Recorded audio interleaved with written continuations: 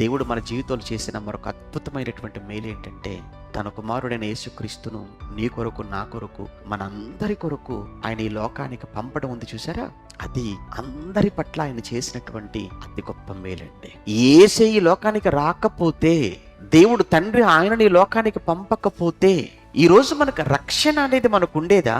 లేదే. అయ్యా, మా కోసం సూర్యుని చేశావు, మా కొరకు చంద్రుని చేశావు, మా కొరకు నక్షత్రాలను చేశావు, మా కొరకు ఆకాశాన్ని చేశావు, మా కొరకు నేలను చేశావు, మా కొరకు అన్నీ చేసి చివరికి తల్లి గర్భంలో మాకు అవయవాలు ఇచ్చి జన్మనిచ్చి అన్నీ చేసావు, బాగుంది.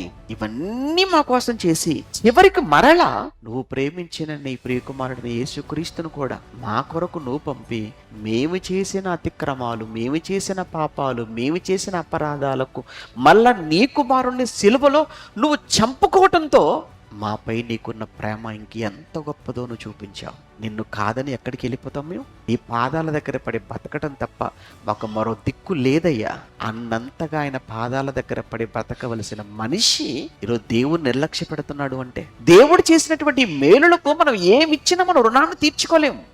అలా చెప్తున్నాను, యేసుని లోకానికి పంపి సిలువలో చంపుకోవటం అన్నది దీనికి మించిన మేలు మన జీవితంలో ఇంక ఏదీ లేదు.